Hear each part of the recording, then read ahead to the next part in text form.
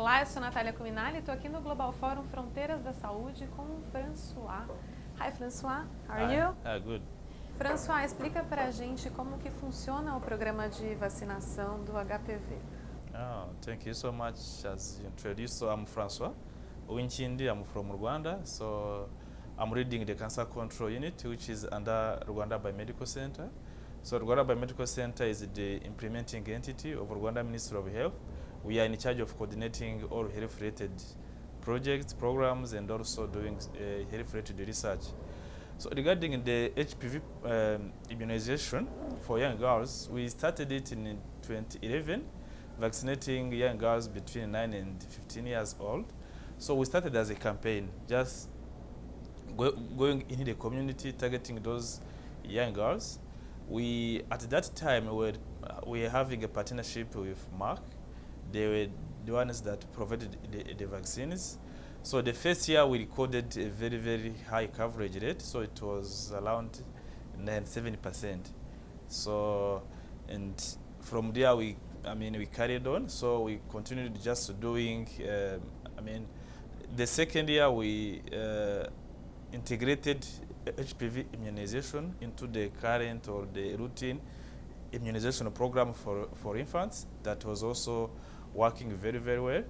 So by now we are now combining like the routine immunization but also school-based immunizations. So we do outreach once a year to go in schools to find those guys, vaccinate them, but also there are also some guys that go and take the vaccine from the health centers. So I can say really up to now we have had really very good coverage because we have been really over 93%. So now, let's say last year we were at 95%. So we think that it's something really good for us that will help us to address this big issue of cervical cancer that we are having in our countries. So, but of course, as you know, it's the intervention that will pay off, in 20 years. So it takes time, as you saw, but really, we think that it will help us really to reduce significantly the incidence of cervical cancer in Rwanda. Vocês tiveram que fazer algum tipo de campanha para conscientizar a população da importância dessa vacinação? Porque aqui no Brasil, por exemplo, as fake news têm muito espaço e as pessoas estão evitando tomar a vacina, por exemplo. Yeah, I think really there are some reasons or some factors that helped us to have this very high coverage. So, of course, when there is a new intervention, sometimes there are really those misconceptions, myths, so fake news. We had also something similar, people saying that really these vaccines are coming to make our young girls, fertile. They will not be able to give birth. So it's something that is, that those Europeans are bringing. So those are bad things. But of course, that really needed just to go there in the community, doing really intensive education awareness, teaching them. Teaching the parents.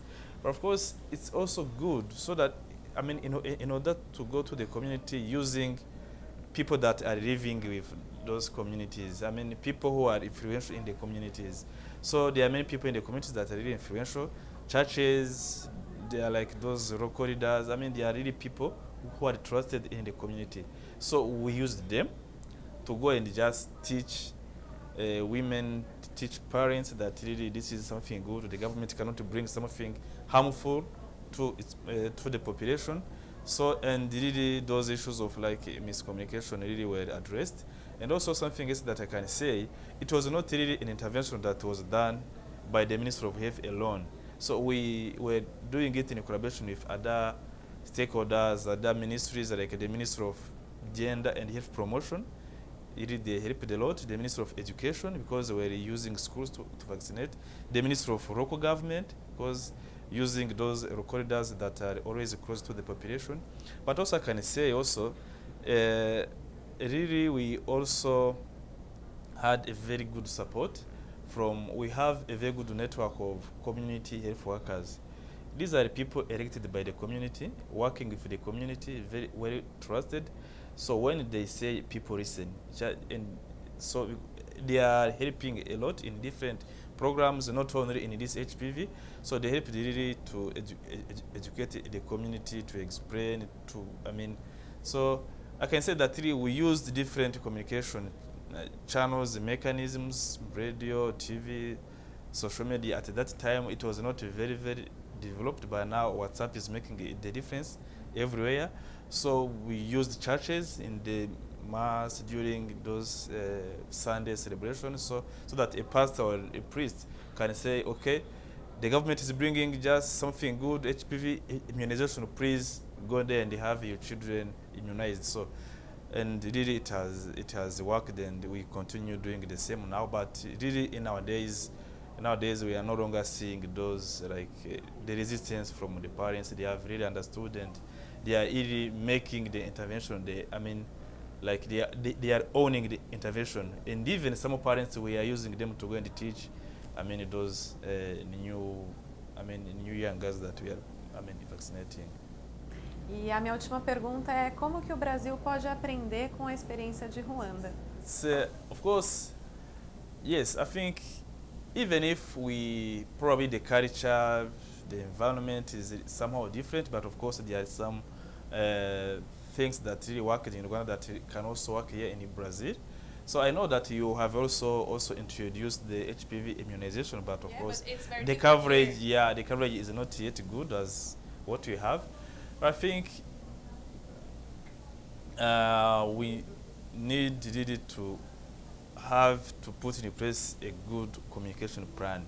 So how are we reaching to different communities? How are we reaching to people so that we can really package well the message that we are giving to them, explaining them well, so that they can really have a good understanding on this new intervention. Otherwise, if you don't do it, there are people who will do it for you and do it bad. So better really we just try to have a very good communication plan, and also use those influential people in the community. I think there are many influential people. There are those artists, musicians, footballers. I think you have really very good footballers. So I think these are people that really you can use. They can go in the community and really explain. So, and also really make not really be an intervention of the Ministry of Health, but intervention for everybody in the government. Let's say, so Minister of Local Government, I don't know how you call it here, Minister of Gender, Health Gender and Health Promotion, the Minister of Education. So they are the Minister of Sports and Culture. So these are people that you should really work with, so that they can also integrate the communication regarding the HPV immunization in their plans. And also something else, it's we can say that in Rwanda we've really had good collaboration with different partners, either local partners, civil society organizations. I think I've seen, I don't know if really Instituto Lado, they are only here in Sao Paulo or they are all over Brazil. I think I've seen that really they have been able to put together a very big number of people from different areas. I think these are the people that really should be used by the Ministry of Health, because they are, I don't know if it's the same here, but really the civil society organizations, they know how to communicate well, even more than the government. So really these people, civil society organizations, they will be instrumental, they will be key. And also, again, make sure that once you start, you will not stop. Making sure that you have enough continuous funding, because it's something that really should continue forever. So really, of course, I know you have started, but also make sure that really there is enough funding, and the funding should continue to be available, so that it's really a continuous intervention. Otherwise, if you start and tomorrow you stop, and when you need to restart again, probably people will say, why are you going there? And it's something that tomorrow we will not be there. So these are things that really we can just, you can learn from us. And also something also very important, just we do trust our government. We do trust our political leaders. So people know that if the minister is saying something, it's good. So we also used, like, the first lady of Rwanda was really the champion for this program. So, and even he was even there for the launch. She even vaccinated some girls. So, and really, if people see it on the TV, they said that really this is something safe, this is something beneficial, and people will really come in big numbers. So, trying also to have really high level political buy-in and really support. So it helps a lot in just convincing people and convincing the mothers that really this is something that will really protect their children. So these are, I mean, a few things that probably can work here in Brazil. Thank you so much, François. That's all. Yeah. Thank you. Thank you so much.